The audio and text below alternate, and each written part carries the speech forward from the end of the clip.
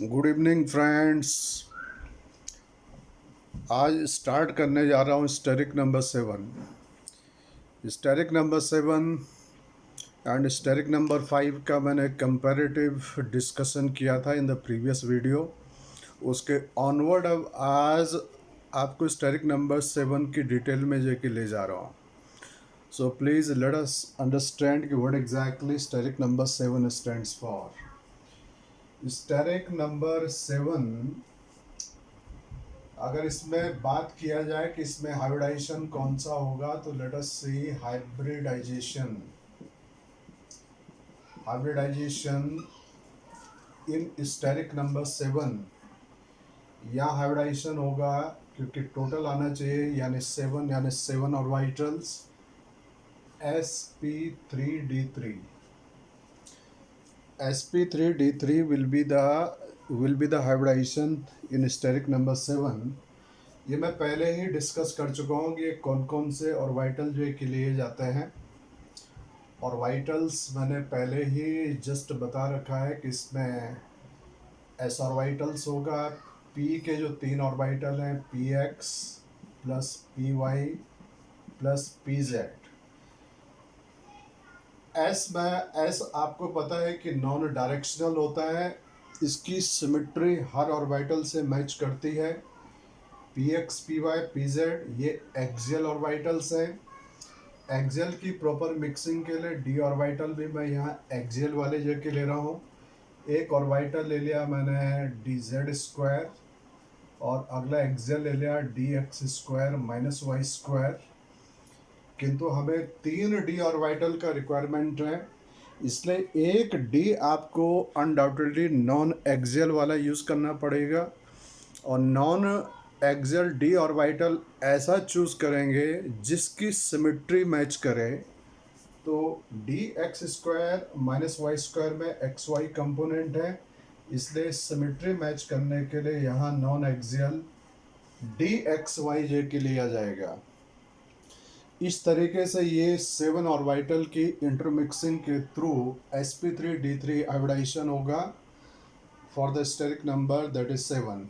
अब क्वेश्चन ये उठता है कि sp3d3 में यानी ज्योमेट्री एंड शेप कैसे कैसे आएंगे, ज्योमेट्री क्या होगी, इसमें ज्योमेट्री क्या होगा, और दूसरा क्वेश्चन है कि इस केस में जे की शेप क्या होगा। तो ज्योमेट्री एंड शेप इसको डिसाइड करने के लिए अब आपको स्टेरिक नंबर 7 के डिफरेंट कॉम्बिनेशन जो के लेने पड़ते हैं। इसमें हम लोग केवल 3 केसेस की स्टडी करेंगे स्टेरिक नंबर 7 में। इसमें केस नंबर पहला केस आएगा कि जिसमें लोन पेयर यानी lone pair plus sigma bond. Lone pair अगर 0 है तो सिग्मा बॉन्ड होने चाहिए 7, ताकि स्टेरिक नंबर का sum total is equal to होता है steric number is equal to आएगा 7। अगला पॉसिबिलिटी में देखेंगे कि when there will be 1 lone pair and 6 bond pair is equal to again 7। अगला केस में देखेंगे 2 प्लस 5 इज इक्वल टू 7। इसमें ये 3 ही केसेस जो है कि बनते हैं, जिसमें से थर्ड केस भी काफ़ी यानी रेयर है, बहुत ही जो कि limited number of the compound में ये पॉसिबिलिटी एग्जिस्ट करती है। मेनली इसमें पहले 2 केसेस हैं जिसमें कि नंबर दूसरा वाला केस एंट्रेंस एस्पेक्ट पे सबसे ज़्यादा इम्पॉर्टेंट है, और कंफ्यूजिंग केस भी है, कंफ्यूजन भी होता है। अच्छे अच्छे लोग जो है कि इसमें काफ़ी ज़्यादा एरर कर जाते हैं। तो let us start first with जो केस नंबर पहला है। पहला केस पे बात करूं, case number year first case कौन सा भाई? फर्स्ट केस है lone pair 0 and sigma bond that is 7। That is lone pair 0, कोई भी लोन पेयर नहीं है, और सिग्मा बॉन्ड्स का नंबर यहाँ है टोटली दैट इज 7। ठीक, तो यहाँ सिंपल सा है कि अगर लोन पेयर एब्सेंट होता है तो लोन पेयर एब्सेंट होता है तो ज्योमेट्री एंड शेप दोनों सेम हो जाती हैं। ज्योमेट्री एंड शेप सेम मेरे से बोथ आर सेम। इसमें मैंने यानी प्रीवियस लेक्चर में बताया था कि जब यहाँ इंटरमिक्सिंग होगी तो इंटरमिक्सिंग में ये एस, इसको आप किसी भी प्लेन में जो है कि ले सकते हैं। जैसे यहाँ मैं बात करता हूँ एक्स वाई प्लेन, तो यहाँ पे ये पी एक्स पी वाई ये एक्स वाई प्लेन में आए, ये भी एक्स वाई प्लेन में होगा, ये भी जो एक्स वाई प्लेन में होगा। तो 1 2 3 4 एंड 5, ये 5 orbital, this 5 orbitals will undergo intermixing in the x y plane, और एक्स वाई प्लेन में इंटरमिक्सिंग होने के बाद they will form a regular pentagons. इसके अलावा बाकी जो p z and d z square, ये दो ऑर्बिटल है, इनकी इंटरमिक्सिंग से जेड एक्सिस के अलोंग एक्सियल ऑर्बिटल जो है कि बनेंगे। बाकी जो 5 पेंटागन के प्लेन में आएंगे, वो 5 ऑर्बिटल या जो 5 बॉन्ड बनाएंगे वो इक्वेटोरियल प्लेन में जो है कि बनेंगे। P z and d z square के थ्रू रिजल्टिंग हाइब्रिड ऑर्बिटल के थ्रू बनने वाले बॉन्ड एक्सियल प्लेन में चले जाएंगे, या they will be this oriented along the axial lines.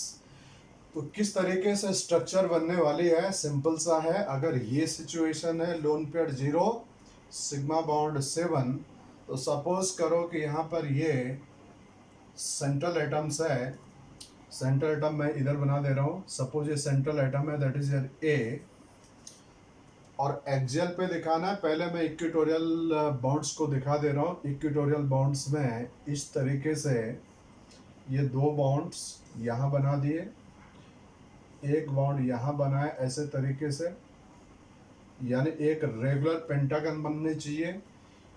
ये बॉन्ड जो है कि they will be oriented toward the 5 corner of the regular pentagons. एक रेगुलर पेंटागन जैसे स्ट्रक्चर बनती हुई दिखाई देगी आपको। इस तरीके से एक रेगुलर पेंटागन बनेगा, और यहाँ पर ये इस तरीके से ये पेंटागन के 5 कॉर्नर की तरफ ये ओरिएंटेड हो जाएंगे, जिसमें ये एंगल 72 डिग्री का आएगा। बाकी जो रिमेनिंग 2 होंगे वो एक्सियल पे जाएंगे इस तरीके से, ये जस्ट लाइक दिस। एक्सियल वाले बॉन्ड मैंने छोटे दिखा रखे हैं, इसको प्रीवियस वीडियो में मैंने एक्सप्लेन कर चुका हूँ कि ये क्यों जो कि छोटे होते हैं, क्योंकि यहाँ बॉन्ड एंगल 90 डिग्री का होता है, और बॉन्ड एंगल अगर 90 डिग्री का है, ये एंगल है 90 डिग्री, ये वाला एंगल कितना बताया था, ये वाला एंगल है, दिस एंगल इज 72 डिग्री, ये वाला एंगल है 90 डिग्री, और हमें पता है कि जो बॉन्ड लेंथ होती है वो inversely to bond angle theta होती है। तो यहाँ क्योंकि एंगल हायर है और हायर एंगल है, तो एक्सियल वाले बॉन्ड एंगल हायर तो बॉन्ड लेंथ यानी छोटा हो जाएगा। इसको हम कहते हैं axially compressed molecule. Axially compressed क्योंकि एक्सियल पे जो बॉन्ड हैं वो छोटे हैं, कॉम्प्रेस्ड हैं, इट इज़ एक्सियली कॉम्प्रेस्ड यानी ज्योमेट्रीज। जो भी एटम बॉन्डेड होंगे, यहाँ बॉन्डेड एटम क्या होने चाहिए, बॉन्डेड एटम हमेशा, क्योंकि सिंगल बॉन्ड के थ्रू दिखा रखे हैं, they have to be monovalent atoms.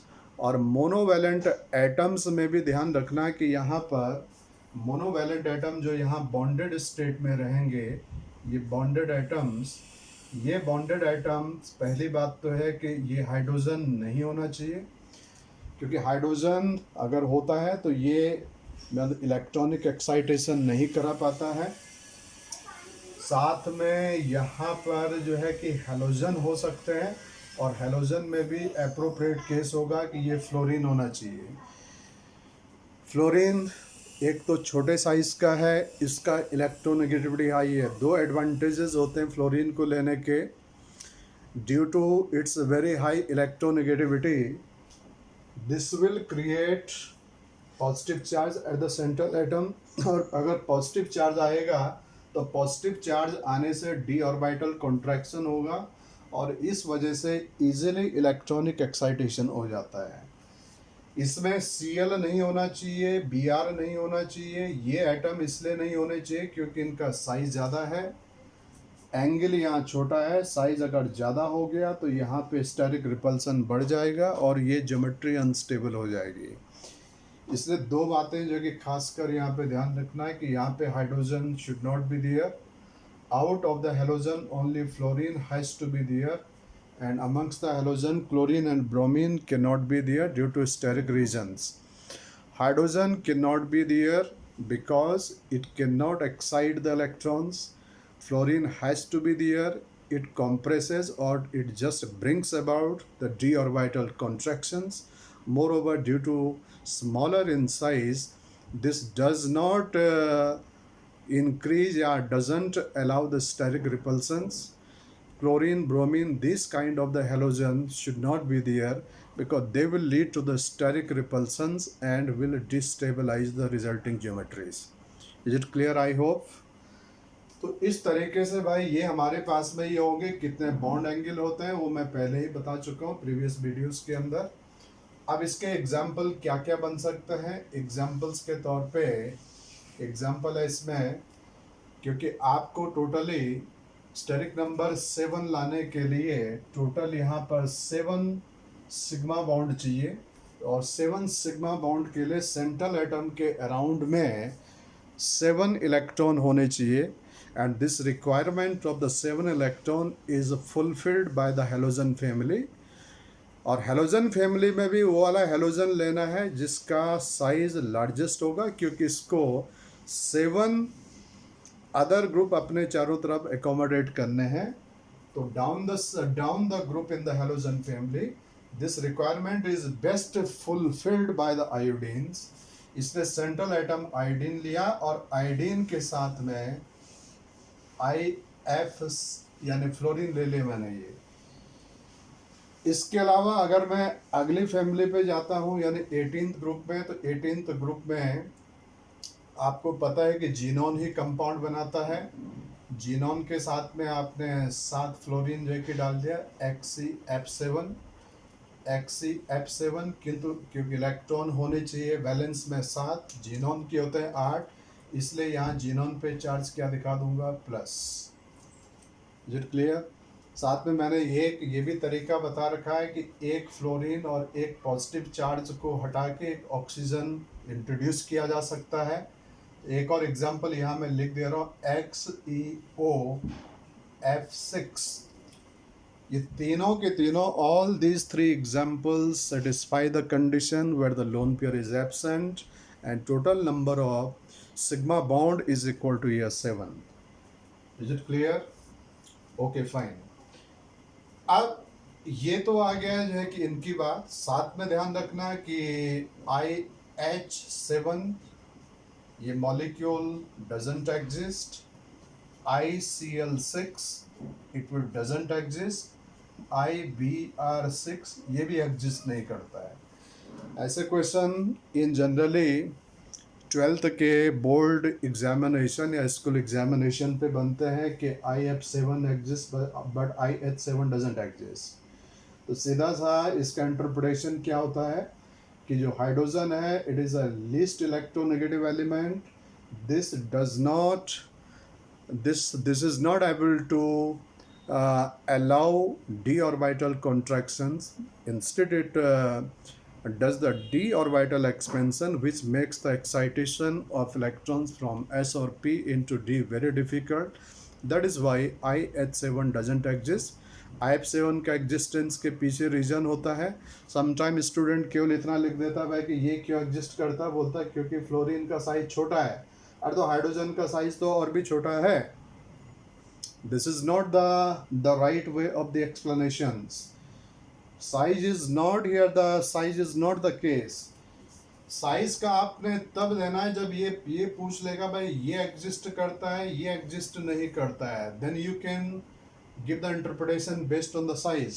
But when this case is asked, इसकी कंपैरिजन पूछेंगे तो यहाँ पर हाइड्रोजन d ऑर्बिटल एक्सपेंशन नहीं करा पाता है, जिसकी वजह से ये d ऑर्बिटल एक्सपेंशन कर देता है, जिस वजह से इलेक्ट्रॉन का एक्साइटेशन पॉसिबल नहीं हो पाता है, जबकि इस केस में d ऑर्बिटल कंप्रेशन या कॉन्ट्रैक्शन हो जाता है, जिसकी वजह से एक्साइटेशन इजीली हो जाता है, इसलिए ये एग्जिस्ट करता है, ये मॉलिक्यूल एग्जिस्ट नहीं करता है।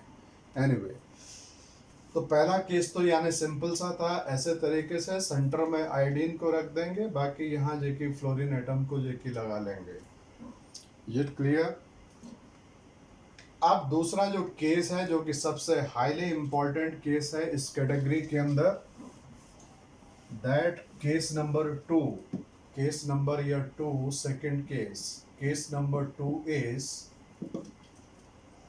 Loan pair is equal to 1 and sigma bond is equal to that is 6, या इसको बॉन्ड पेयर भी बोल सकते हैं आप। अगर ऐसी सिचुएशन आती है तो इसमें टोटल इलेक्ट्रॉन्स अगर बात करें तो टोटल इलेक्ट्रॉन्स का जो नंबर हो जाना चाहिए, लोन पेयर के लिए इलेक्ट्रॉन चाहिए 2, इसके लिए इलेक्ट्रॉन चाहिए 6, तो 6 2 हो गया 8। 8 इलेक्ट्रॉन की जो रिक्वायरमेंट है वो केवल और केवल इनर्ट गैसेज या जो कि नोबल गैस फैमिली में मिलती है। इसलिए हम एग्जाम्पल के तौर पे जीनोन के कंपाउंड पे जो कि जाएंगे। हाल फिलहाल इसको अंडरस्टैंड करने के लिए सबसे पहले हम बात करते हैं कि अगर ये सिचुएशन होती है तो इस सिचुएशन में एग्जैक्ट एग्जाम्पल पे आने से पहले यहाँ बात करते हैं कि इसमें हाइब्रिडाइजेशन, तो हाइब्रिडाइजेशन तो सिंपल सा है, आप सबको जो है कि देखने से पता चल रहा है। स्टेरिक नंबर 7 है तो hybridisation sp3d3, but let us see कि क्या क्या जो कि मामला होता है यहाँ। हाइब्रिडाइजेशंस के लिए हमें ऑर्बिटल जो है कि चाहिए, क्योंकि 6 बॉन्ड बनाने, एक लोन पेयर जो कि रखना, तो लोन पेयर तो मैंने यहाँ ये s ऑर्बिटल में यूज़ कर लिया, लोन पेयर s ऑर्बिटल में होगा। और 6 बॉन्ड बनाने के लिए इस p सब सेल में जो 3 ऑर्बिटल है px, py, pz, इन सब में एक एक अनपेयर्ड इलेक्ट्रॉन्स। इसी तरीके से d सब सेल में 5 ऑर्बिटल्स होते हैं, 1 2 3 4 एंड 5। यहाँ पर भी मैंने ये 3 इलेक्ट्रॉन्स यहाँ दिखा दिए। जब आप जीनोन में देखेंगे तो जीनोन के मतलब जीनोन के इस टाइप के कंपाउंड में जैसे F6 का एग्जांपल आएगा, वहाँ इसी तरीके से एक्साइटेड स्टेट जो कि जाएगी, इनके थ्रू जो है कि 6 तो बॉन्ड बनने चाहिए और यहाँ एक लोन पेयर आना चाहिए। अब ध्यान से अंडरस्टैंड करना कि एग्जैक्टली है क्या ये NS, this are your NP, और ये मैंने लिख दिया दैट इज योर ND। अगर इस वाले केस में मुझे हाइब्रिडाइजेशन करना है, तो हाइब्रिडाइजेशन यानी सिंपल सा हो गया sp3d3 है, जो हम अभी तक बात कर रहे हैं भाई कि हाइब्रिडाइजेशन क्या होना चाहिए, sp3d3। तो यहाँ ये s को इंक्लूड किया, p के 3 ऑर्बिटल इंक्लूड किए, d के भी मैंने 3 ऑर्बिटल इंक्लूड किए। As a result of this मैंने हाइब्रिडाइजेशन दिखा दिया sp3d3। अगर हाइब्रिडाइजेशन sp3d3 हो गया और आपसे अब इसी मोमेंट पे क्वेश्चन जो है कि पूछे हैं कि बताएं कि इसकी ज्योमेट्री और शेप क्या होनी चाहिए, तो अगर ज्योमेट्री की बात करो तो जो ज्योमेट्री यहाँ ज्योमेट्री तो आएगी आपके पास में क्या, पेंटागनल बाइपिरामिडल ही होगी। और अगर शेप की बात करूं तो शेप मैं यहाँ पे ड्रॉ करके दिखा रहा हूँ। शेप में एग्जैक्टली देखो ध्यान से कि एग्जैक्टली है क्या, कि यहाँ पर ये सेंट्रल एटम है ए, और इस सेंट्रल एटम पे एक है लोन पेयर। लोन पेयर कहाँ होना चाहिए, लोन पेयर मैंने बता रखा है कि यहाँ इस वाले केस में लोन पेयर कहाँ रहेगा, लोन पेयर एस फाइल होता है। एस फाइल वहाँ रहता है कि जहाँ एस करेक्टर जो है कि हाई होता है, और एस करेक्टर पीबीपी ज्योमेट्री में एक्सियल पे होता है कि इक्वेटोरियल पे होता है, एक्सियल पे कि इक्वेटोरियल पे, ये होता है एक्सियल पे। इसलिए यहाँ लोन पेयर को दिखा दूंगा कहाँ, एक्सियल पे। तो यहाँ पे लेट अस सी, इस तरीके से मैंने यहाँ पर ये बॉन्डेड एटम सपोज मैंने बी जो है कि लिख दिया, यहाँ पर भी बॉन्डेड एटम बी लिख दिया, एक बॉन्डेड एटम यहाँ लिख दिया, इसी तरीके से बॉन्डेड एटम्स, ये बॉन्डेड एटम ऐसे दिखा दिए, एक बॉन्डेड एटम यहाँ इस एक्सिस पे दिखा दूंगा, और यहाँ एक लोन पे इलेक्ट्रॉन जो है कि दिखा दूंगा इस तरीके से। तो इस तरीके से अगर ज्योमेट्री को आप देखें तो ज्योमेट्री में एग्जैक्टली क्या होता है कि ज्योमेट्री तो सीधी सी बात है कि ज्योमेट्री भाई कैसे आनी चाहिए, ज्योमेट्री हैज टू बी यानी पीबीपी। बड़ा का शेप देखें तो इस शेप में एक साइड में बॉन्ड नहीं आया, तो ऐसा लग रहा है कि पिरामिड एक ही साइड यानी बन रहा है। इसको मैंने कह दिया पेंटागनल मोनोपिरामिडल्स या pentagonal pyramidals, pentagonal pyramidals. Okay, but interesting बात यहाँ पर ये है, न तो ये वाला हाइब्रिडाइजेशन, न तो ये केस राइट है। एग्जैक्ट अगर बात करें तो न तो ये sp3d3 ये राइट है, ना यहाँ पर इसकी रिजल्टिंग शेप वो पेंटागनल यानी पिरामिडल है। ये दोनों के दोनों जगह रॉन्ग है। अब बहुत सारे स्टूडेंट सरप्राइज हो रहे होंगे यार कि हमने तो ऐसा स्टडी किया है, होता ऐसे ही है। The fact is it is not like this. Exactly point यहाँ पर ये है कि जो लोन पेयर इलेक्ट्रॉन्स है, ध्यान देना यहाँ पर इंपॉर्टेंट चीज़ है, ये लोन पेयर इलेक्ट्रॉन एग्जैक्टली पहले भी बता चुका हूँ मैं कि lone pair electron exactly hybridisation में पार्टिसिपेट क्यों करता है। इफ़ यू रिमेंबर, मैंने ये चीज़ को अमोनिया के केस में भी एक्सप्लेन किया था।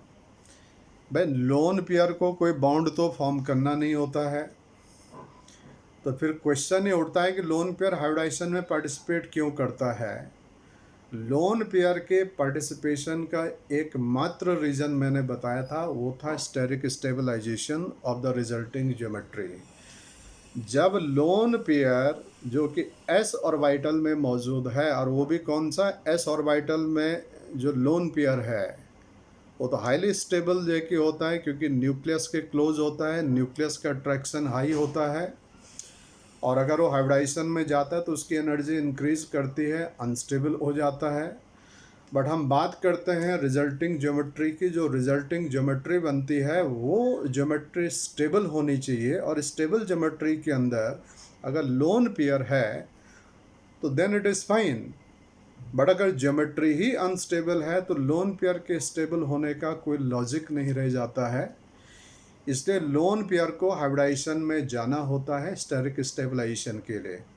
लोन पेयर एग्जैक्टली करता क्या है कि अगर लोन पेयर, सपोज करो कि अगर s में मौजूद इलेक्ट्रॉन पेयर p ऑर्बिटल के साथ इंटरमिक्स हो रहा है, तो हमें पता है कि अगर p ऑर्बिटल हाइब्रिडाइजेशन में नहीं जाते हैं तो px, py, pz ये तीनों ही ऑर्थोगोनल एक्सिस पे 90 डिग्री पे इंक्लाइंड होते हैं, और 90 डिग्री पे जनरली रिपल्सन यानी हाई होते हैं।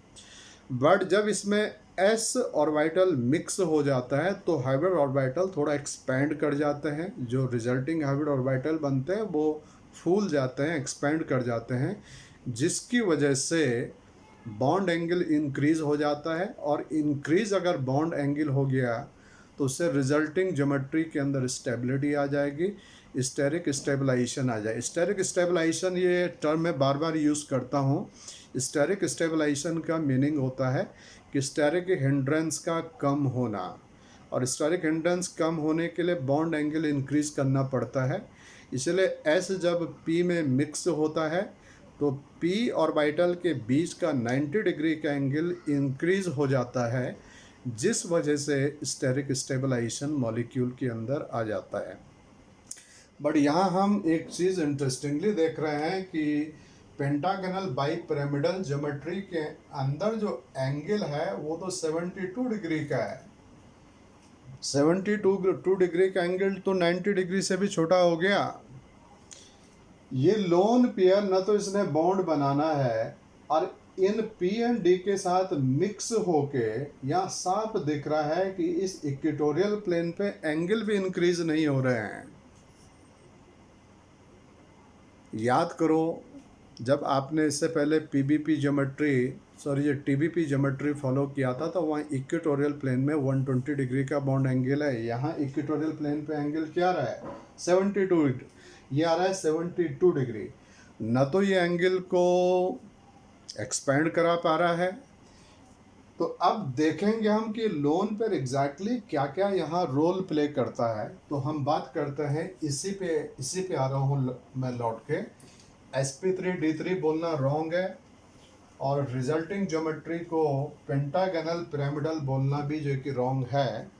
जब हाई लेवल के एंट्रेंस एग्जामिनेशन में क्वेश्चन इस तरीके से बन जाएंगे तो ध्यान रखिएगा, ऑप्शन इस तरीके से डालेगा कि आप के आंसर के रॉन्ग होने की प्रोबेबिलिटी हाई हो जाएगी। तो एग्जैक्टली जरा बात करते हैं इसमें केसेस पे मैं आ रहा हूँ, ध्यान से समझना। अगर सपोज करो कि ये जो लोन पेयर इलेक्ट्रॉन है जो s के अंदर मौजूद है, अगर ये लोन पेयर इलेक्ट्रॉन हाइब्रिडाइजेशन में पार्टिसिपेट ना करे, अगर ये हाइब्रिडाइजेशन में पार्टिसिपेट ना करे, इसका मतलब इसको मैं हाइब्रिडाइजेशन से एक्सक्लूड कर रहा हूँ। दैट इज यानी इफ लोन पेयर does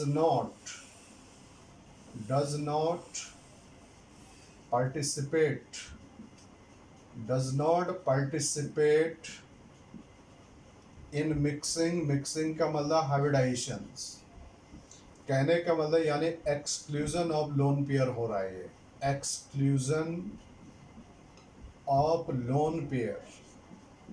अगर ये हाइब्रिडाइजेशन में ना जाए तो उस कंडीशन में यहाँ पे जो हाइब्रिडाइजेशन हो जाएगी, P के 3 है, D के 3 है, तो जो हाइब्रिडाइजेशन यहाँ आएगी इस केस में हाइब्रिडाइजेशन हो जाएगी मेरे पास में P3D3 हाइब्रिडाइजेशंस।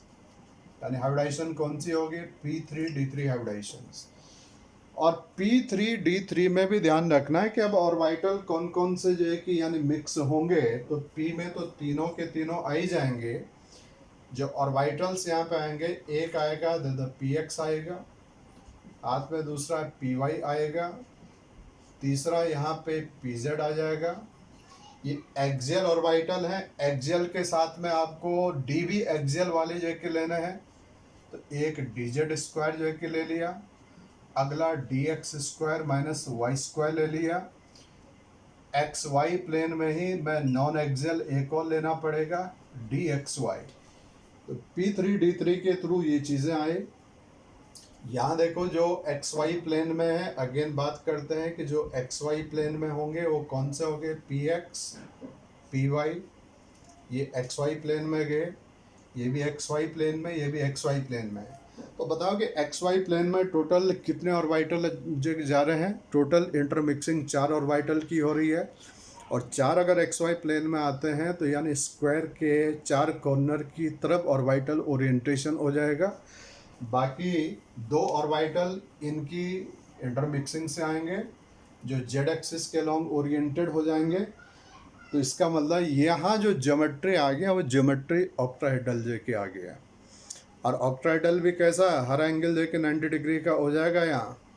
ऑर्बिटल की जो ओरिएंटेशन बता रही है, ये ऑर्बिटल्स ये तो तीनों के तीनों 90 पे होते ही होते हैं। यहाँ पर ये भी जो है कि 90 डिग्री पे इनके लोब ओरिएंटेड होते हैं। तो जो रिजल्टिंग ज्योमेट्री यहाँ आएगी, ध्यान दीजिएगा, जो रिजल्टिंग ज्योमेट्री यहाँ बनेगी, resulting geometry will be here perfect octahedral. Not only the octahedral, but it will be the perfect octahedral geometry. Perfect octahedral.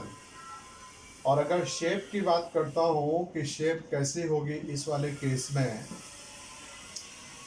तो यहीं पे मैं ज्योमेट्री को दिखा दे रहा हूँ। दूसरा केस मैं बाद में एक्सप्लेन करता हूँ। यहाँ पे अभी मैंने लोन पेयर का एक्सक्लूजन किया, बाद में अभी लोन पेयर इंक्लूजन कॉन्सेप्ट बताता हूँ।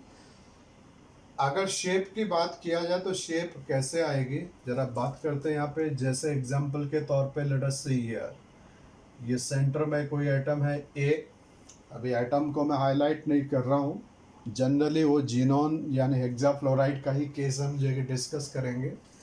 और परफेक्ट ऑक्टाहेड्रन बनाना है तो परफेक्ट ऑक्टाहेड्रन के लिए एक बॉन्ड इस तरीके से, दूसरा यहाँ, तीसरा यहाँ, चौथा यहाँ, पांचवा और छठा ऐसे तरीके से। यानी 4 बॉन्ड तो यहाँ पर ये एक्स वाई प्लेन में आ गए और 2 बॉन्ड जेड एक्सिस के अलॉन्ग जो है कि आ गए। और यहाँ पर आपको जो है कि जो भी बॉन्डेड एटम या ग्रुप लगाने हैं, हाइड्रोजन नहीं होने चाहिए, बस ये बात का ध्यान रखना। यहाँ जो कि हेलोजन हो सकते हैं। और जो सेंट्रल एटम है, ध्यान देना, क्योंकि यहाँ ये इलेक्ट्रॉन हाइब्रिडाइजेशन ने पार्टिसिपेट नहीं किया, ये यहाँ इस तरीके से स्फेरिकल एस ऑर्बिटल में ये इलेक्ट्रॉन पेयर यहाँ मौजूद है। अगर ऐसे यहाँ मिक्सिंग में नहीं गया है तो एग्जैक्टली यहाँ पे क्या हो रहा है, हर एंगल क्या जा रहा है, 90 डिग्री का रहा है। Every angle is 90 degree. और अगर हर एंगल 90 डिग्री का है तो ये ज्योमेट्री कैसे बन गई, यानी ज्योमेट्री भी परफेक्ट ऑक्टाहेड्रल है। और जो शेप आपको दिख रहा है ये शेप भी एग्जैक्टली ऑक्टाहेड्रल ही हो जाएगा, ऑक्टाहेड्रल ही हो जाएगा। अब क्वेश्चन ये उठता है कि आप कब इस इलेक्ट्रॉन पेयर को एक्सक्लूड करेंगे। तो इसके आंसर में जाने से पहले हमें ये भी समझना पड़ेगा कि अगर लोन पेयर को इंक्लूड किया जाता है in the process of the hybridisation, that the case will be inclusion of the lone pair. हम पहले उसको अंडरस्टैंड करते हैं और फिर दोनों को एक साथ लेते हुए ये अंडरस्टैंड करने की कोशिश करेंगे कि कब लोन पेयर को एक्सक्लूड करना, कब लोन पेयर को इंक्लूड करना in the process of the hybridisations. तो अब मैं दूसरा केस यहाँ बता रहा हूँ। दूसरा केस है that is inclusion of the lone pair. Second case बता रहा हूँ दैट इज यहाँ पे that is your inclusion of the lone pair या participation of the lone pair in the process of the hybridisations. inclusion of lone pair, inclusion of lone pair in the process of mixing or the hybridizations। अगर lone pair को hybridisation में participate करवा दिया जाए तो उस condition में hybridisation क्या होने वाला है, लेट अस सी। तो हाइब्रिडाइजेशन आपका सबका आंसर होगा कि हाइब्रिडाइजेशन विल बी sp3d3। अगर हाइब्रिडाइजेशन sp3d3 आ गया तो उस कंडीशन में यानी ज्योमेट्री क्या हो जाएगी, ज्योमेट्री हो जाएगी हमारे पास में। ज्योमेट्री तो है पेंटागनल बाइपिरामिडल होगी। और अगर शेप की मैं बात करूं तो जैसे अभी मैंने थोड़ी देर पहले बताया था कि इसका शेप कैसे हो जाएगा, ये हो जाएगा पेंटागनल मोनोपिरामिडल्स, पेंटागनल मोनोपिरामिडल्स। ये जो चीज़ मैंने लिखा है हम इस पे लौटते हैं कि क्या ये चीज़ सही है, क्या ये वैलिड है या इनवैलिड है, ये सही है कि नहीं है, राइट है कि रॉन्ग है। एग्जैक्टली जब लोन पेयर को इंक्लूड किया, आपने इंक्लूजन किया, तो यहाँ एक चीज़ बहुत इम्पॉर्टेंट हो जाती है और वो चीज़ है कि क्या ये लोन पेयर 100% इंक्लूड हो रहा है। इंक्लूजन का मतलब क्या इसकी इलेक्ट्रॉन डेंसिटी 100% इंटरमिक्सिंग में जा रही है। तो हम थोड़ा सा यहीं इसको पहले अंडरस्टैंड लेते हैं और फिर इस रिजल्ट को देखते हैं कि राइट है कि रॉन्ग है। देखें एग्जैक्टली दो चीज़ें हैं जो अभी मैंने थोड़ी देर पहले बताया था कि ये लोन पेयर का अगर पार्टिसिपेशन यहाँ किया गया, अगर लोन पेयर का यहाँ पार्टिसिपेशन किया गया तो पार्टिसिपेशन करने का एम बताया था मैंने कि स्टेरिक स्टेबलाइजेशंस। यहाँ सिचुएशन ये है कि पेंटागनल ज्योमेट्री मतलब पेंटागन में एंगल 90 डिग्री से भी छोटे हैं, 72 डिग्री के हैं। तो स्टेरिक स्टेबलाइजेशन वाला केस तो यहाँ आउट हो गया। इसका मतलब एस ऑर्बिटल्स यहाँ अगर पार्टिसिपेट नहीं करता है तो फिर ऑक्टाहेड्रल ज्योमेट्री में 90 डिग्री के एंगल आ रहे हैं, वो मोर कंफर्टेबल ज्योमेट्री है। और अगर पार्टिसिपेट कर रहा है तो हम देख रहे हैं कि एंगल 72 डिग्री के आ रहे हैं। इसका मतलब कि लोन पेयर इस कंफ्यूजन में है कि ये पार्टिसिपेशन में जाए या ना जाए। इसलिए एग्जैक्टली होता क्या है कि ये जो लोन पेयर इलेक्ट्रॉन ये तो इनके साथ मिक्स होना ही नहीं चाहता। देखो लोन पेयर तो हमेशा आपको पता है कि लोन पेयर कभी भी इंटरमिक्सिंग हाइब्रिडाइजेशन में जाना ही नहीं चाहता है। उसकी अगर अंदरूनी इच्छा पूछी जाए तो वो कभी भी मिक्सिंग में जाना ही नहीं चाहता है। क्यों नहीं जाना चाहता है? क्योंकि न्यूक्लियस के क्लोज है, स्टेबल है। दूसरा क्या है कि इसको बॉन्ड तो बनाना है नहीं। जब इसको बॉन्ड भी नहीं बनाना है और न्यूक्लियस के क्लोज ये स्टेबल है तो ये हाइब्रिडाइजेशन में जाना ही नहीं चाहता है। बट जाता क्यों है? क्योंकि ये पी एंड डी वाले ऑर्बिटल ये चाहते हैं कि ये यहाँ जो है कि ये कि मतलब ये ऑर्बिटल के साथ ये मिक्स हो जाए ताकि इनके अंदर स्टेरिक स्टेबलाइजेशन आ जाए। बट यहाँ प्रॉब्लम क्या है? यहाँ तो स्टेरिक स्टेबलाइजेशन भी नहीं आ रहा है। तो फिर भी ये लोन पेयर यहाँ पार्टिसिपेट क्यों करता है? उसके पार्टिसिपेट करने के पीछे जो रीज़न होता है कि जो सेंट्रल एटम ए है, ध्यान देना अब यहाँ पे जो सेंट्रल एटम ए है उस सेंट्रल एटम के साथ में जो भी ग्रुप बॉन्डेड होंगे, मैं सीधा डायरेक्ट स्पेसिफिक एग्जांपल को दिखा दूं, XeF6 ज़ीनोन हेक्साफ्लोराइड, यहाँ पर इसके पास में एक लोन पेयर इलेक्ट्रॉन्स है इस तरीके से। तो होता है एग्जैक्टली क्या है कि ये लोन पेयर को जो लोन पेयर यहाँ मौजूद है इसको इंटरमिक्सिंग में पार्टिसिपेट कराने के लिए जो फ्लोरीन होता है, ये फ्लोरीन जो कि साइड एटम है ये जीनोन पे कैसा चार्ज डालेगा? पॉजिटिव। भाई जब इलेक्ट्रॉन खींचेगा अपनी तरफ तो इस पर नेगेटिव आएगा और यहाँ चार्ज कैसे डाल देगा? पॉजिटिव। सेंट्रल एटम पे पॉजिटिव चार्ज आने का क्या मतलब हो गया कि डी ऑर्बिटल्स और एस ऑर्बिटल के बीच में कॉन्ट्रैक्शन हो जाएगा। कॉन्ट्रैक्शन होने से एनर्जी गैप कम हो जाएगा। एनर्जी गैप अगर कम हो गया तो यहाँ से मिक्सिंग के चांसेस बढ़ जाएंगे। तो एग्जैक्टली यहाँ पे जो साइड एटम है इस साइड एटम ने डिसाइड किया कि इसको मिक्स होना है कि नहीं होना है। इसका मतलब कि इसकी इच्छा नहीं थी मिक्स होने की, इनकी इच्छा भी मिक्स होने की नहीं थी। क्यों नहीं थी? क्योंकि अगर ये P3D3 हाइब्रिडाइजेशन करेंगे तो ये मोर स्टेबल ज्योमेट्री बनाएंगे जहाँ एंगल 90 डिग्री का है। तो ये खुद नहीं चाहता है, ये भी इसके साथ मिक्स नहीं होना चाहते हैं। किंतु मिक्सिंग कौन करा रहा है? ये तो सेंट्रल एटम के इलेक्ट्रॉन्स हैं। मिक्सिंग करा रहा है जो साइड में ये ग्रुप बॉन्डेड हैं। इसका सारा का सारा मैटर या सारी स्टोरी सेंट्रल एटम से हट के साइड एटम पे चली जाती है। तो एग्जैक्टली अब साइड एटम में मैंने फ्लोरीन दिखाया है, यहाँ पे अदर हेलोजन में क्लोरीन एंड ब्रोमीन भी दिखा सकता हूँ। तो जब क्लोरीन एंड ब्रोमीन दिखाएंगे तो क्या होगा? अब एक बात सीधे अंडरस्टैंड कर लीजिएगा कि अगर ये एस ऑर्बिटल मिक्सिंग में पार्टिसिपेट हो रहा होगा तो ये एग्जैक्टली खुद नहीं चाहता था, ये भी इसके साथ मिक्स नहीं होना चाहते थे। किंतु जो साइड में ग्रुप बॉन्डेड थे इन्होंने कंपेल किया इनको मिक्स होने के लिए। इसलिए ये इस तरीके की जो मिक्सिंग है, इस तरीके की जो हाइब्रिडाइजेशन है, ये एक नॉन आइडियल या इनकम्प्लीट या ऐसा बोलेंगे कि एक तरीके से पार्शियल हाइब्रिडाइजेशन हो रही है, पार्शियल मिक्सिंग हो रही है। इसलिए यहाँ केस एग्जैक्टली sp3d3 नहीं रह जाता है। ये क्या केस बनता है इसी के बारे में आगे चलते हैं। अब आते हैं इंक्लूजन एक्सक्लूजन पे। अब आपको ढंग से अंडरस्टैंड आ जाएगा कि यानी एग्जैक्टली जो ज्योमेट्री क्या बनेगी, हाइब्रिडाइजेशन क्या लेना है क्या नहीं लेना है। तो मैं यहाँ पे स्पेसिफिकली यहाँ पे इस तरीके से बता रहा हूँ। ये सेंट्रल एटम था जिसके s ऑर्बिटल के अंदर यहाँ इलेक्ट्रॉन पड़े हुए थे और यहाँ इस तरीके से 1 2 3 4 5 एंड 6।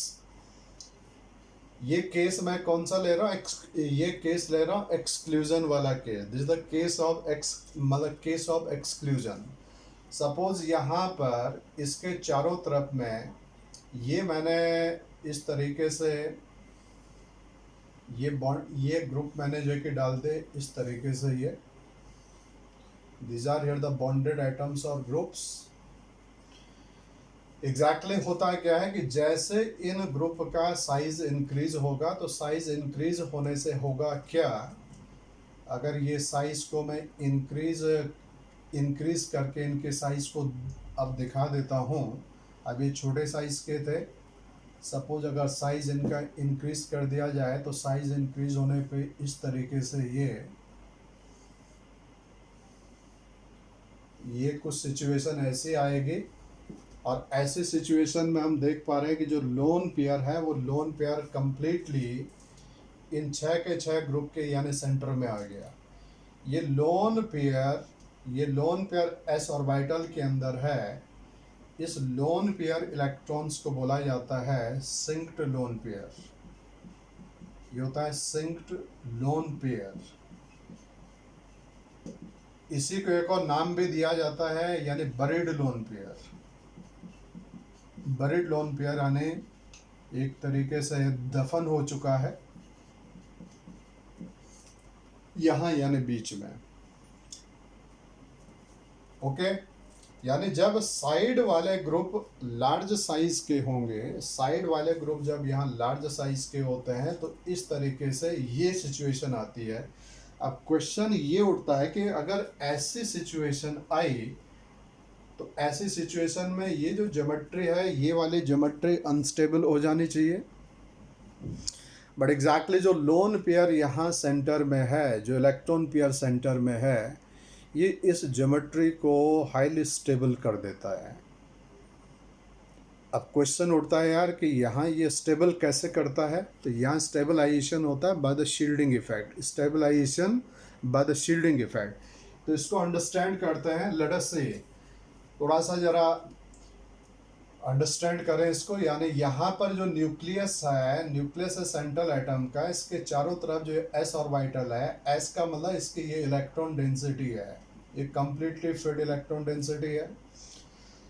अगर यहाँ न्यूक्लियस के चारों तरफ एस ऑर्बिटल की इलेक्ट्रॉन डेंसिटी आ गया तो ये न्यूक्लियस कंप्लीटली शील्ड हो जाएगा।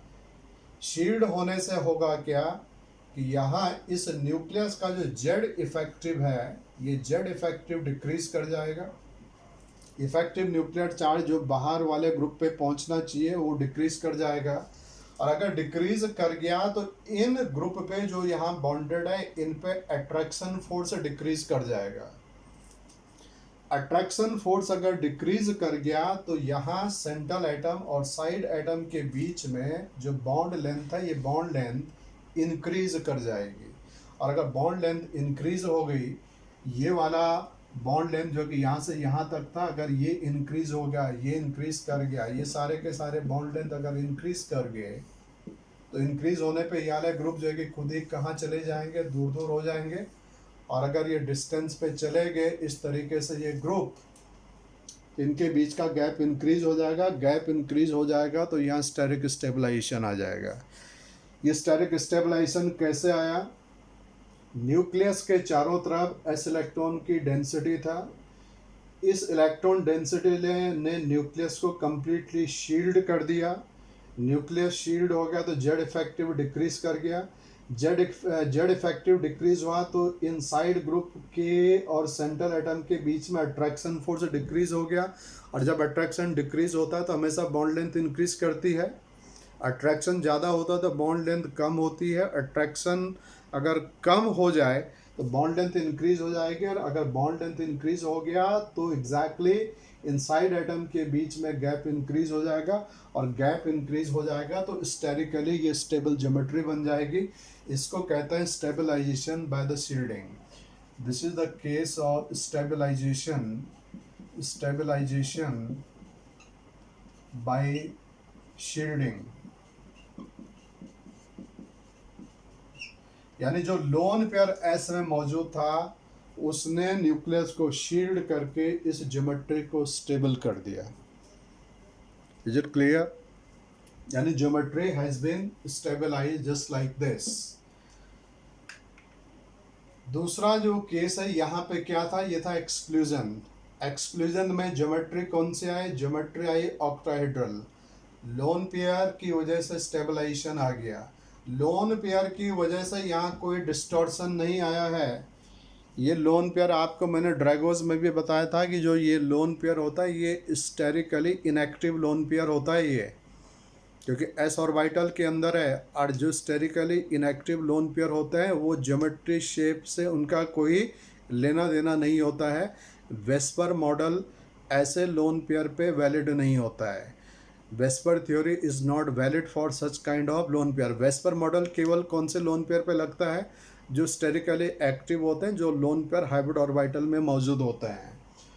अब बात करते हैं कि अगर ये लोन पेयर का इंक्लूजन मैंने बताया था कि कैसे होता है, पार्शियल होता है। और वो भी कौन कराता है? यानी साइड एटम। साइड एटम की वजह से, और साइड एटम क्या होना चाहिए? साइड एटम होना चाहिए यहाँ पे बेटा फ्लोरीन्स। साइड एटम फ्लोरीन होने, क्योंकि फ्लोरीन ही जो है कि डी ऑर्बिटल कॉन्ट्रैक्शन कराता है, जिस वजह से जो है कि एस की पी एंड डी के साथ मिक्सिंग जो कि फैसिलिटेट हो जाती है। तो एग्जैक्टली यानी यही हम जो है कि लौट के आते हैं कि अगर पार्शियल मिक्सिंग हो रही है, ध्यान देना कि ये sp3d3 परफेक्ट हाइब्रिडाइजेशन नहीं होता है ऐसे केस में। ऐसे केस में ये वाली हाइब्रिडाइजेशन पार्शियल होती है, यानी that is the partial hybridisation, partial sp3d3 जिसको आप बोल रहे हैं हाइब्रिडाइजेशन। एग्जैक्टली ये टर्म इस तरीके से यूज़ करना वैसे ऑथेंटिक तो नहीं है, बट जस्ट इंटरप्रिटेशन के लिए बता रहा हूँ। एग्जैक्टली ज्योमेट्री स्टेबल कौन सी बननी चाहिए? ऑक्टाहेड्रल या पेंटागनल वाली?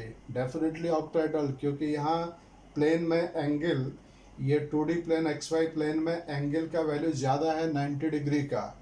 तो एग्जैक्टली यहाँ पे थोड़ा सा अगेन इसी कॉन्सेप्ट के थ्रू मैं आ रहा हूँ। यहाँ पे मान लो कि ये एस ऑर्बिटल है स्फेरिकल शेप का, और इस तरीके से अभी मैंने ये इनएक्टिव फॉर्म में दिखा रखा है ये, और इस तरीके से ऑक्टाहेड्रल, परफेक्ट ऑक्टाहेड्रल ज्योमेट्री है। ये ज्योमेट्री कब आने वाली है भाई? इस तरीके का केस आएगा कब? जब केसेस होंगे मेरे पास, जैसे XeCl6 का केस बन गया, या XeBr6 टाइप का केस बन गया। इसी में केसेस जो है कि बनते हैं यानी TeCl6-2 का केस बनता है, TeBr6-2 का केस बनता है, SbCl6-3 का केस बनता है, SbBr6 ये स्पेसिफिक केसेस हैं जहाँ इस तरीके की यानी सिचुएशन होती है कि जब ये साइड एटम्स लोन पेयर को चारों तरफ से घेर लेते हैं, lone pair gets buried lone pairs, उस कंडीशन में यहाँ पे शील्डिंग इफेक्ट की वजह से स्टेरिक स्टेबलाइजेशन आ जाता है। आप सपोज यहाँ ये फ्लोरीन एटम जो कि बॉन्डेड है, मैं एग्जैक्टली यहाँ पे अब मेंशन कर दे रहा हूँ। ये फ्लोरीन एटम यानी ये छोटे साइज के हैं। अगर ये छोटे साइज के एटम हैं तो ये छोटे साइज के एटम भी कंफर्टेबल तभी हैं जब यहाँ एंगल 90 डिग्री का है। 72 डिग्री पे ये भी अपने आप को अनकंफर्टेबल फील करते हैं। इस तरीके से ये मैंने ज्योमेट्री दिखा रखी है। इसमें हाल फिलहाल इसको मैंने यही केस को बना दिया, बट मैंने बोला कि जो यहाँ पे ये वाला जो एस ऑर्बिटल है न्यूक्लियस के चारों तरफ, अब ये एग्जैक्टली क्या कर रहा है कि ये पार्शियली इन्वॉल्व हो रहा है। अगर ये पार्शियली हाइब्रिडाइजेशन में जा रहा है, मतलब मिक्सिंग में जा रहा है, तो ऐसे जब मिक्सिंग में जाता है तो इसके अंदर डायरेक्शनल नेचर आना स्टार्ट हो जाता है। डायरेक्शनल का मतलब कि अब ये स्फेरिकल नहीं रहेगा, बल्कि ये थोड़ा सा जो है कि डायरेक्शनल प्रॉपर्टी गेन करेगा, थोड़ा सा डम्बल टाइप का जो है कि प्रॉपर्टी गेन करेगा। और उस वजह से एग्जैक्टली होता क्या है कि ये जो एस ऑर्बिटल्स है ये स्फेरिकल ना रह के, ये इस तरीके से स्फेरिकल ना रह के ये थोड़ा सा जो है कि न्यूक्लियस के चारों तरफ इस तरीके से बल्ज आउट हो जाएगा, यानी it will bulge out something like this. ये इलेक्ट्रॉन स्फीयर इस तरीके से यहाँ मतलब जो इसका ये फेस है ऑक्टाहेड्रन के केस में, आप देख रहे हैं कि ऑक्टाहेड्रन के केस में ये जो इसका फेस है ना, ये ट्रायंगुलर फेस होता है इसका, ये फेस, इस फेस से ये बाहर की तरफ थोड़ा सा जो है कि निकलेगा, इस फेस से भी निकल सकता है, इस फेस से भी निकल सकता है, इस फेस, जितने भी ट्रायंगुलर फेसेस होंगे ये सारे फेसेस से बाहर की तरफ जो कि प्रोट्रूड आउट हो जाएगा, इसको कहते हैं।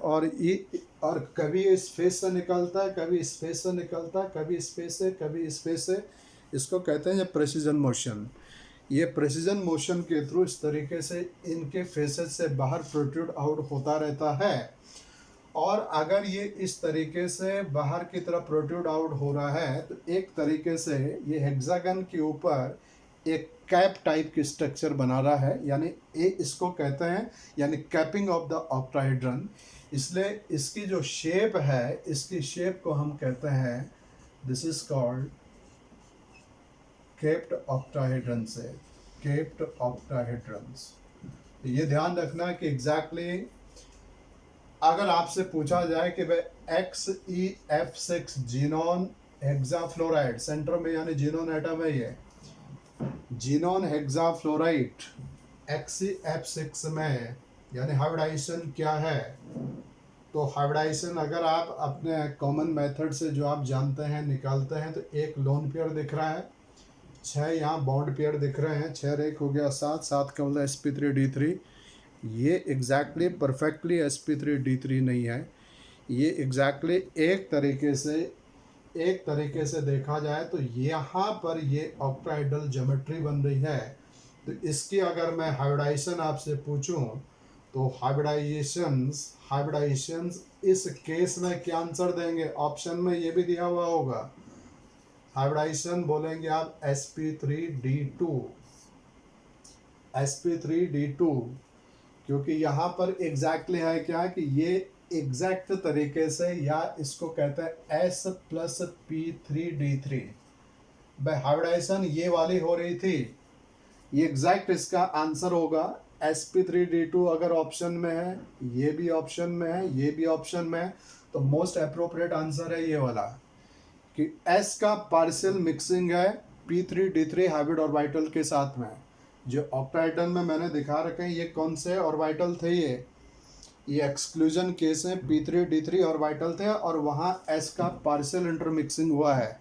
तो एग्जैक्ट हाइब्रिडाइजेशन है S+p3d3। S को अलग दिखाते हुए इनके साथ में ऐसा लिखा जाए, बट जोड़ के sp3d3 बोल देना ये इम्प्लाई करता है कि आपने S की जगह कंप्लीट मिक्सिंग दिखा दिया।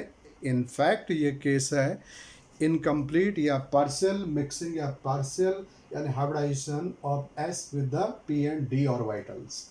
दूसरी बात है कि अगर इसकी शेप आपसे पूछ लिया जाए तो लोन पेयर और उस कॉन्सेप्ट पे अगर आप जाएंगे तो आपका आंसर यहाँ कम्प्लीटली रॉन्ग है कि pentagonal monopyramidal, it is not the answer. इसका आंसर ध्यान रखना, आंसर होता है केप्ड ऑक्टाहेड्रन्स, केप्ड ऑक्टाहेड्रन्स। यहाँ इस इलेक्ट्रॉन पेयर के बारे में अगर पूछा जाए कि क्या स्टीरियोकेमिकली एक्टिव है, ये partial stereochemically active lone pair है, पार्शियली एक्टिव है कि थोड़ा बहुत ये शेप को डिस्टॉर्ट करेगा स्लाइटली, यानी डिस्टॉर्शन आएगा यहाँ एंगल में, स्लाइट जो कि वेरिएशन 90 डिग्री से थोड़ा वेरिएशन एंगल में जो कि आएगा। तो इसलिए ये पार्शियली जो है कि डिस्टॉर्शन भी करता है, और इसीलिए उस ऑक्टाहेड्रन को परफेक्ट ना रह के उसको हम क्या कहते हैं, capped octahedron type of the structure. I hope कि this important case of the hybridisation जो कि स्टेरिक नंबर 7 में एक स्पेशल केस होता है, एंट्रेंस के लिए एक इम्पॉर्टेंट केस है। और स्पेशली ध्यान रखिएगा कि ये जीनोन हेक्साफ्लोराइड का जो केस है और ये वाले जो केसेस मैंने डिस्कस किए, ये केसेस यानी परफेक्ट ऑक्टाहेड्रन के हैं। यहाँ हाइब्रिडाइजेशन p3d3 है, यहाँ हाइब्रिडाइजेशन एग्जैक्टली S+p3d3 है। लोन पेयर का इन ट्रायंगुलर फेसेस से जो प्रोट्रूजन होता है, this protrusion is called the precision motions, और इस प्रेसिजन मोशन की वजह से ये मॉलिक्यूल भी फ्लक्सियोनल होता है, क्योंकि ये स्टैटिक नहीं है मॉलिक्यूल है, इट इज़ अ डायनेमिक जो कि हो चुका है, क्योंकि लोन पेयर कभी स्पेस से बाहर जा रहा है, कभी स्पेस से निकलेगा, कभी स्पेस से निकलेगा। इस तरीके से ये लोन पेयर एक यानी कैपिंग कर देता है ऑक्टाहेड्रन के अंदर। That is what we call the capped octahedrons. This was all about for the steric number 7। For steric number 2, 3, 4 जो कि मैंने प्रीवियसली नहीं लिए थे, मेनली 5, 6, 7 ये केसेस को लिए। 2, 3, 4 we'll deal in the next video, and at the same time after all the steric number get over, एक लेक्चर आपको स्पेशली इससे रिलेटेड केवल एंट्रेंस ओरिएंटेड क्वेश्चंस पे स्पेशल एम्फेसिस किया जाएगा। Until then, thank you very much and all the best.